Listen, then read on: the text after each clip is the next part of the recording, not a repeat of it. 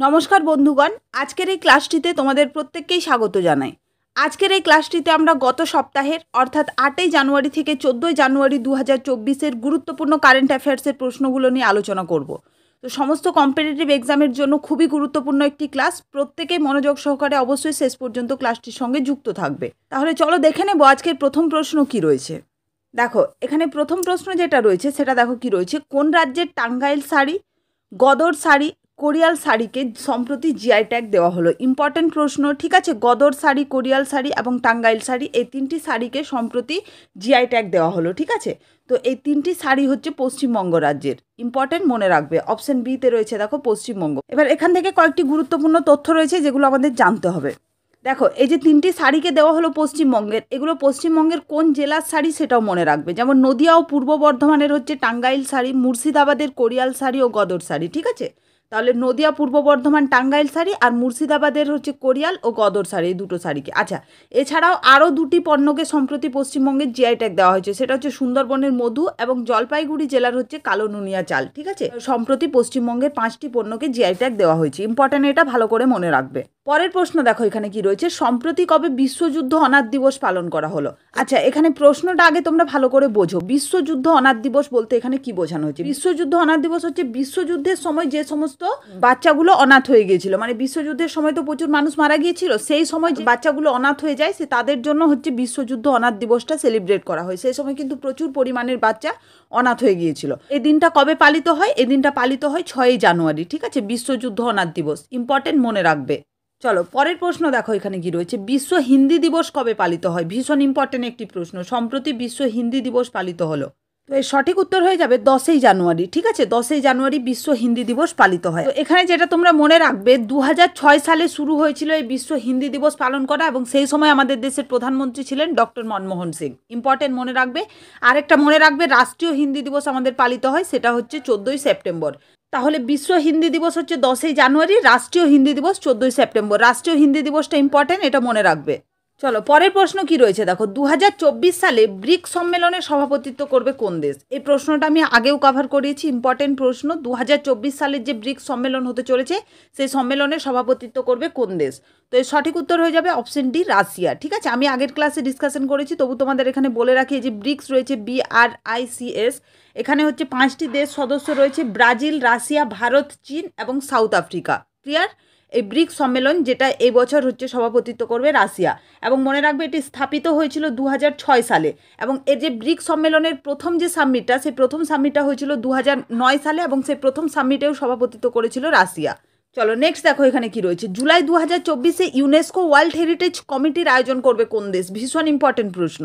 UNESCO world heritage committee এর আয়োজন করবে 2024-এ আমাদের ভারতবর্ষ। আমাদের ভারতবর্ষ করবে, সেই জন্য আরও বেশি করে ইম্পর্টেন্ট, তাই মনে রাখতে হবে। চলো এবার আমরা ইউনেস্কো সম্পর্কে জানবো। ইউনেস্কো হচ্ছে United Nations Educational, Scientific and Cultural Organisation. Clear? এটা কবে স্থাপিত হয়? এটা স্থাপিত হয় 1945 সালে, এবং এর সদর দপ্তর রয়েছে প্যারিসে। ইম্পর্টেন্ট, এটা মনে রাখবে। এবং ইউনেস্কো সম্পর্কে বিস্তারিত ক্লাস করানো হয়েছে, সেখানে তোমরা সমস্ত ইনফরমেশন পেয়ে যাবে। ভারতে কতগুলো ইউনেস্কো ওয়ার্ল্ড হেরিটেজ সাইট রয়েছে, কি রয়েছে, সমস্ত কিছু। পরের প্রশ্ন দেখা রয়েছে, সম্প্রতি কবে রাষ্ট্রীয় যুব দিবস পালন করা হলো? ভীষণ ইম্পর্টেন্ট প্রশ্ন। রাষ্ট্রীয় যুব দিবস সম্প্রতি পালন করা হলো 12ই জানুয়ারি। আচ্ছা দেখো, স্বামী বিবেকানন্দের জন্মবার্ষিকী উপলক্ষে এই দিনটি পালন করা হয় 12ই জানুয়ারি। এটা হচ্ছে রাষ্ট্রীয় যুব দিবস। আর মনে রাখবে, ইন্টারন্যাশনাল বা আন্তর্জাতিক যুব দিবস পালন করা হয় 12ই আগস্ট। 12ই জানুয়ারি হচ্ছে রাষ্ট্রীয়, 12ই আগস্ট হচ্ছে ইন্টারন্যাশনাল বা আন্তর্জাতিক যুব দিবস। দুটো ইম্পর্টেন্ট, মনে রাখবে। পরের প্রশ্ন কি রয়েছে দেখো, সম্প্রতি কবে প্রবাসী ভারতীয় দিবস পালন করা হলো? খুবই গুরুত্বপূর্ণ একটি প্রশ্ন, এবং আমরা জানবো এই দিনটিকে কেন পালন করা হয়। তো দেখো, সম্প্রতি 9ই জানুয়ারি প্রবাসী ভারতীয় দিবস পালন করা হলো। এটা 1915 সালের 9ই জানুয়ারি থেকে পালন করা শুরু হয়। কেন পালন করা হয়েছিল? 1906 সালে গুজরাটের একজন ব্যবসায়ী ছিলেন, তিনি একটা যে কোনো কেস সংশোধন করার জন্য মহাত্মা গান্ধীকে দক্ষিণ আফ্রিকায় ডেকেছিলেন, ঠিক আছে। এবং সেই কারণে মহাত্মা গান্ধী দক্ষিণ আফ্রিকায় গিয়েছিলেন। এবং মনে রাখবে, 1915 সালের 9ই জানুয়ারি মহাত্মা গান্ধী দক্ষিণ আফ্রিকা থেকে ভারতে ফিরে এসেছিলেন। সেই জন্য ওই দিনটিকে উপলক্ষ করেই 9ই জানুয়ারি দিনটা আমরা কি দিন হিসেবে পালন করে থাকি? প্রবাসী ভারতীয় দিবস। ইম্পর্টেন্ট, মনে রাখবে। কবে? 1915 সালের 9ই জানুয়ারি দক্ষিণ আফ্রিকা থেকে মহাত্মা গান্ধী ভারতে ফিরে আসেন। এটা ইম্পর্টেন্ট, খুব ভালো করে মনে রাখবে। এবং পরীক্ষায় প্রশ্ন দিতে পারে যে কত সালে মহাত্মা গান্ধী দক্ষিণ আফ্রিকা থেকে ফিরে এসেছিলেন। সালটা মনে রাখবে, 1915 সাল। ক্লিয়ার হয়েছে প্রত্যেকের? নেক্সট কোশ্চেন দেখো এখানে কি রয়েছে, সম্প্রতি বিমস্টেক এর যে নতুন মহাসচিব কাকে নিয়োগ করা হলো? তো এর সঠিক উত্তর হয়ে যাবে ইন্দ্রমণি পাণ্ডেকে। ঠিক আছে, এই যে বিমস্টেক এটা একটা আন্তর্জাতিক সংস্থা, তো এটা সম্পর্কে আমরা জানবো একটু। এর ফুল ফর্ম হচ্ছে বে of Bengal initiative for multi sectoral technical and economic corporation. Clear হয়েছে? এটা হচ্ছে বিমস্টেকের ফুল ফর্ম, আর এটা একটা আন্তর্জাতিক সংস্থা, মনে রাখবে। এটা স্থাপিত হয় 1997 সালের 6 জুন এবং 7টি দেশ হচ্ছে এর সদস্য রয়েছে। দেখো কোন কোন দেশ রয়েছে, বাংলাদেশ, শ্রীলঙ্কা, আমাদের ভারতবর্ষ রয়েছে, নেপাল, ভুটান, থাইল্যান্ড, এছাড়া হচ্ছে মায়ানমার। টোটাল এই 7টি দেশ বিমস্টেকের হচ্ছে সদস্য রয়েছে। ফুল ফর্মটা মনে রাখবে। এবং কবে স্থাপিত হয়? 1997 সালের 6 জুন। নেক্সট দেখো 2024 সালে ভারতীয় রেলওয়ে বোর্ডের সেক্রেটারি কাকে নিয়োগ করা হলো? তো এর সঠিক উত্তর হয়ে যাবে অরুণা নায়ার। কিছুদিন আগে আমি কারেন্ট অ্যাফেয়ার্সের ক্লাসে তোমাদেরকে করিয়েছিলাম যে সম্প্রতি ভারতীয় রেলের প্রথম মহিলা মহানির্দেশক নিয়োগ করা হলো কাকে? জয়া বর্মা সিনহাকে। এটাও ইম্পর্টেন্ট, তিনি একজন মহিলা ছিলেন এবং সম্প্রতি হচ্ছে অরুণা নায়ার, তিনিও একজন মহিলা, ওনাকে রেলওয়ে বোর্ডের সেক্রেটারি নিয়োগ করা হলো। ঠিক আছে, তাহলে মহানির্দেশক যিনি রয়েছেন তিনি হচ্ছেন প্রথম মহিলা। এটা ইম্পর্টেন্ট, যেহেতু প্রথম মহিলা সেই জন্য তোমাদের মনে রাখতে হবে। ঠিক আছে, এবং এটা এই কারণে ইম্পর্টেন্ট, 118 বছরের ইতিহাসে কিন্তু তিনি প্রথম মহিলা মহানির্দেশক নিযুক্ত হয়েছেন রেলওয়ে বোর্ডের, সেই জন্য ইম্পর্টেন্ট। রেলওয়ে বোর্ড গঠিত হয় 1905 সালে, তখন থেকে নিয়ে কিন্তু প্রথম রেলওয়ে বোর্ডের মহিলা মহানির্দেশক হচ্ছে জয়া বর্মা সিনহা এবং সেক্রেটারি নিযুক্ত হলেন অরুণা নায়ার। দুটাই ইম্পর্টেন্ট, সেক্রেটারি এবং মহানির্দেশক দুটোই মনে রাখবে, দুজনই কিন্তু মহিলা। চলো পরের প্রশ্ন দেখো এখানে, সম্প্রতি জলপথ বিকাশ পরিষদের প্রথম বৈঠক কোথায় আয়োজিত হলো? তো এর সঠিক উত্তর হয়ে যাবে কলকাতা। অপশন বিতে দেখো রয়েছে কলকাতা। সম্প্রতি কিন্তু আমাদের কলকাতাতে এই জলপথ বিকাশ পরিষদের প্রথম বৈঠক যেটা সেটা আয়োজিত হলো। তাহলে জলপথ বিকাশ পরিষদ যার প্রথম এটা বৈঠক ছিল যেটা কলকাতাতে হলো, যেটা হচ্ছে ওয়াটারওয়েজ ডেভেলপমেন্ট কাউন্সিল, মনে রাখবে। ঠিক আছে, জলপথ বিকাশ পরিষদ। চলো পরবর্তী প্রশ্ন দেখো এখানে, সম্প্রতি WTO বা ওয়ার্ল্ড ট্রেড অর্গানাইজেশনের অ্যাম্বাসেডর কাকে নিয়োগ করা হলো? ইম্পর্টেন্ট প্রশ্ন, খুব ভালো করে তোমাদের মনে রাখতে হবে। তো দেখো সম্প্রতি সেন্ট্রাল প্যান্ডিয়ান সিকে WTO এর অ্যাম্বাসেডর হিসেবে নিযুক্ত করা হলো। ঠিক আছে, ওয়ার্ল্ড ট্রেড অর্গানাইজেশন। আমরা ওয়ার্ল্ড ট্রেড অর্গানাইজেশন সম্পর্কে জান, সম্পূর্ণ অর্থ তো এখানে দেওয়াই রয়েছে। WTO এর ওয়ার্ল্ড ট্রেড অর্গানাইজেশন এটা স্থাপিত হয় 1995 সালে এবং এর সদর দপ্তর রয়েছে জেনেভাতে। নেক্সট দেখো এখানে কি রয়েছে, সম্প্রতি পশ্চিমবঙ্গ রাজ্য সরকার ST/ST ছাত্রছাত্রীদের জন্য কি নতুন প্রকল্প শুরু করলো? তো দেখো সম্প্রতি পশ্চিমবঙ্গ রাজ্য সরকার SC/ST ছাত্রছাত্রীদের জন্য একটি নতুন প্রকল্প চালু করলো, যেটার নাম হচ্ছে ইয়োগশ্রী। ইম্পর্টেন্ট, ইয়োগশ্রী হচ্ছে প্রকল্প যেটা ST/ST ছাত্রছাত্রীদের জন্য চালু করলো আমাদের পশ্চিমবঙ্গ রাজ্য সরকার। পরের প্রশ্ন দেখো এখানে কি রয়েছে, 10 জানুয়ারি 2024-এ প্রধানমন্ত্রী নরেন্দ্র মোদী গুজরাটের গান্ধীনগরে, ঠিক আছে, গুজরাটের গান্ধীনগরে জায়গাটার নাম মনে রাখবে, ভাইব্রেট গুজরাট গ্লোবাল সামিট এর উদ্ঘাটন করলেন। এটা হচ্ছে কততম সংস্করণ ছিল? এটা আমাদের জানতে হবে। দুটোভাবে প্রশ্ন আসতে পারে, একটা বলতে পারে গুজরাটের কোথায় ভাইব্রেট গুজরাট গ্লোবাল সামিটটা আয়োজিত হলো, তাহলে গুজরাটের গান্ধীনগরে, আর এটা কততম সংস্করণ ছিল সেটা আমাদের জানতে হবে। তো এটা ছিল হচ্ছে 10ম সংস্করণ। ক্লিয়ার হয়েছে? অপশন বিতে রয়েছে দেখো, এটা ছিল 10ম সংস্করণ এবারে, যেটা 10 জানুয়ারি 2024-এ করা হলো গুজরাটের গান্ধীনগরে। আচ্ছা আমরা জানবো এবছরের থিম কি ছিল। এবছরে এটা থিম ছিল গেটওয়ে টু দ্য ফিউচার। থিমটা মনে রাখবে, ছোট থিম, তাই পরীক্ষার আসার সম্ভাবনা রয়েছে। ঠিক আছে, গেটওয়ে টু দ্য ফিউচার এটা হচ্ছে ভাইব্রেট গ্লোবাল গুজরাট সামিটের থিম ছিল এই বছর। পরের প্রশ্ন দেখো, 81তম গোল্ডেন গ্লোব অ্যাওয়ার্ড 2024-এ কোন সিনেমাকে সর্বশ্রেষ্ঠ সিনেমা ড্রামা পুরস্কার প্রদান করা হলো? ভীষণ ইম্পর্টেন্ট একটি প্রশ্ন এবং এই সিনেমাটি প্রচুর চর্চায় ছিল, সেটি হচ্ছে ওপেনহাইমার। অপশন সিতে রয়েছে দেখো, ওপেনহাইমার মুভিটিকে 81তম গোল্ডেন গ্লোব অ্যাওয়ার্ডে সর্বশ্রেষ্ঠ সিনেমা ড্রামার পুরস্কার প্রদান করা হলো। ক্লিয়ার প্রত্যেকের? নেক্সট দেখো, সম্প্রতি কোন দেশ তুষার চিতা বা স্নো ল্যাপার্ডকে রাষ্ট্রীয় প্রতীক হিসেবে ঘোষণা করলো? ইম্পর্টেন্ট প্রশ্ন। ঠিক আছে, রাষ্ট্রীয় প্রতীক হিসেবে ঘোষণা করা হয়েছে স্নো ল্যাপার্ডকে। তো সম্প্রতি হচ্ছে কিরগিজস্তানের রাষ্ট্রীয় প্রতীক হিসেবে ঘোষণা করা হলো স্নো ল্যাপার্ডকে। নেক্সট দেখো, 2024 সালের নির্বাচনে বাংলাদেশের প্রধানমন্ত্রী পদে পুনর্নির্বাচিত হলেন শেখ হাসিনা। এটা ওনার কততম কার্যকাল? ভীষণ ইম্পর্টেন্ট। বাংলাদেশে সম্প্রতি নির্বাচন হলো, তো সেই নির্বাচনে বাংলাদেশের আবার প্রধানমন্ত্রী হিসেবে শপথ গ্রহণ করলেন শেখ হাসিনা। তো এটা ওনার হচ্ছে 5ম কার্যকাল। ঠিক আছে, অপশন বি দেখো রয়েছে 5ম কার্যকাল হচ্ছে এটা শেখ হাসিনার। তিনি বাংলাদেশের আবারও প্রধানমন্ত্রী পদে নিযুক্ত হলেন। আচ্ছা এখানে কিছু ইম্পর্টেন্ট জিনিস যেটা তোমাদের মনে রাখতে হবে। আচ্ছা তোমরা মনে রাখবে, এই যে শেখ হাসিনা ছিলেন মুজিবুর রহমানের মেয়ে। ঠিক আছে, মুজিবুর রহমান সম্পর্কে আমরা প্রত্যেকেই পড়েছি। মুজিবুর রহমান ছিলেন বাংলাদেশের প্রথম রাষ্ট্রপতি। ঠিক আছে। এবং 1975 সালে হচ্ছে বাংলাদেশে ওনাকে হত্যা করা হয়েছিল মুজিবুর রহমানকে। তিনি বঙ্গবন্ধু বা বাংলাদেশের গান্ধী নামেও পরিচিত ছিলেন মুজিবুর রহমান। এগুলো পরীক্ষার জন্য ইম্পর্টেন্ট, কিন্তু মনে রাখবে, ঠিক আছে। বাংলাদেশের প্রথম রাষ্ট্রপতি, এছাড়াও বঙ্গবন্ধু বা হচ্ছে বাংলাদেশ গান্ধী বলা হতো মুজিবুর রহমানকে। তো ওনার মেয়ে হচ্ছেন শেখ হাসিনা, যিনি সম্প্রতি পঞ্চমবার বাংলাদেশের প্রধানমন্ত্রী পদে নিযুক্ত হলেন। বাংলাদেশের রাজধানী হচ্ছে ঢাকা এবং মনে রাখবে এর মুদ্রা হচ্ছে টাকা। ক্লিয়ার?